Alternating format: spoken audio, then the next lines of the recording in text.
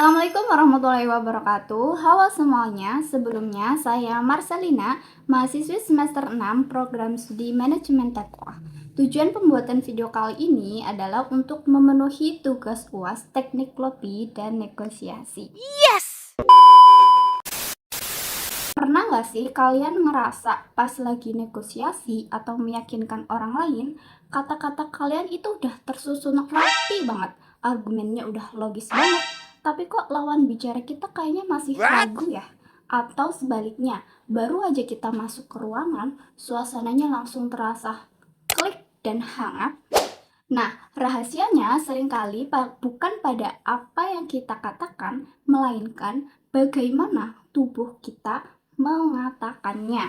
Jadi, di video UAS Teknik Lobby dan Negosiasi kali ini, saya akan mengupas tuntas materi yang sangat krusial, yaitu bahasa tubuh dan bahasa nonverbal dalam negosiasi.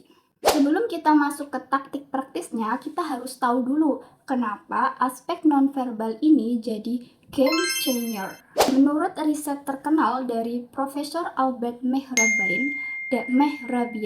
dalam komunikasi tatap muka, pengaruh pesan kita itu cuma 7% yang ditangkap dari kata-kata atau verbal. Sisanya 38 dari nada suara atau vokal dan 55 didominasi oleh bahasa tubuh kita.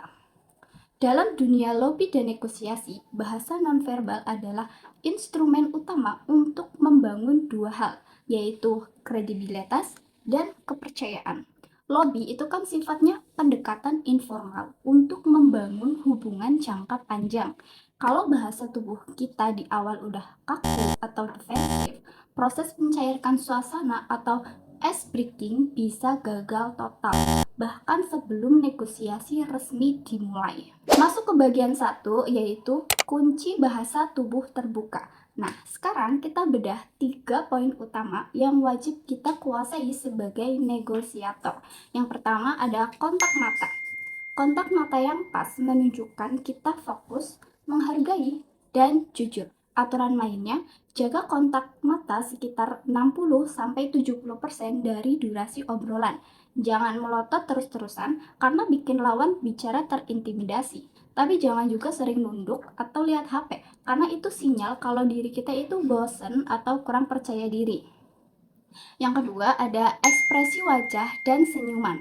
Senyuman yang tulus atau decent smile yang sampai membuat sudut mata kita berkerut sedikit adalah magnet terbaik dalam melobi. Ini memberikan sinyal bahwa sadar bahwa kita terbuka untuk bekerja sama. Yang ketiga ada postur tubuh. Hindari menyilangkan tangan di dada seperti ini. Menyilangkan tangan secara psikologis menciptakan benteng atau sikap defensif. Sebaliknya, condongkan tubuh sedikit ke depan saat mendengarkan untuk menunjukkan ketertarikan yang tulus pada lawan bicara. Masuk bagian kedua, yaitu gestur tangan dan jarak posisi. Aspek kedua yang tidak kalah penting adalah gestur tangan dan pengaturan jarak. Contoh yang pertama seperti penggunaan telapak tangan terbuka. Jadi saat menjelaskan sesuatu atau menawarkan solusi, usahakan telapak tangan menghadap ke atas.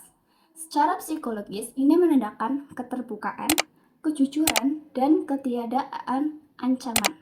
Menunjuk-nunjuk dengan satu jari sangat dilarang ya, karena terkesan mendikte atau menuduh. Yang kedua, pengaturan jarak. Dalam lobi, misalnya di kafe, jarak ideal adalah zona sosial, yaitu sekitar 1-2 meter.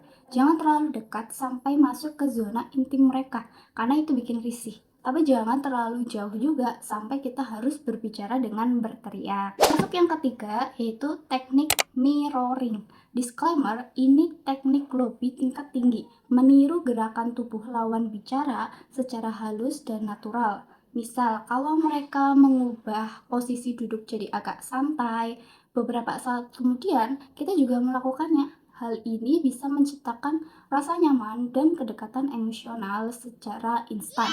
Selanjutnya, bagian yang ketiga yaitu para bahasa atau nada suara dan jeda. Selain gerakan fisik, unsur nonverbal yang sering terlupakan adalah para bahasa atau karakteristik vokal kita.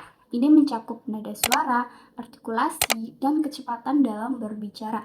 Dalam lobby negosiasi, suara yang terlalu datar atau monoton akan membuat ide bagus terdengar membosankan. Sebaliknya, suara yang terlalu cepat mengindikasikan kalau kita sedang gugup atau buru-buru ingin closing.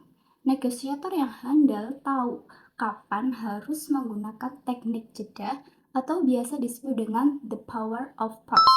Dengan memberikan jeda 2 detik setelah menyampaikan poin penting, memberikan waktu bagi lawan bicara untuk mencerna informasi, sekaligus memberikan kesan bahwa kita adalah orang yang tenang dan penuh persiapan. Nah, masuk bagian keempat, yaitu membaca sinyal lawan bicara. Sebagai negosiator, kita tidak cuma harus mengatur bahasa tubuh sendiri, tapi juga harus mahir membaca kode dari lawan bicara. Ada sinyal positif, atau biasa disebut dengan lampu hijau. Jika lawan bicara banyak mengangguk, condong ke arah kita, dan posisi kaki atau sepatunya mengarah tepat ke kita, itu artinya mereka tertarik. Ini waktu yang tepat untuk masuk ke inti penawaran. Nah, ada juga sinyal negatif atau biasa disebut dengan lampu merah. Kalau mereka mulai ngetuk-ngetuk jari, sering menyentuh leher atau hidung, seperti tanda cemas atau ragu, atau pandangan matanya mulai melihat jam atau pintu keluar, stop dulu, jangan jualan idemu. Tarik mundur, ajukan pertanyaan terbuka, cairkan lagi suasananya. Nah, jadi kesimpulannya adalah dalam teknik lobby dan negosiasi, kata-kata yang kita ucapkan adalah apa yang kita tawarkan. Tetapi bahasa tubuh dan isyarat nonverbal adalah penentu apakah tawaran itu dipercaya atau tidak. Dengan menguasai kombinasi bahasa tubuh terbuka, kontrol vokal yang baik, dan kepekaan membaca situasi, kita bisa menjadi negosiator yang persuasif, adaptif, dan profesional. Sekian dari saya, semoga pemaparan materi ini bermanfaat untuk kita semua. Saya Marcelina, terima kasih atas perhatiannya. Sampai jumpa. Wassalamualaikum warahmatullahi wabarakatuh.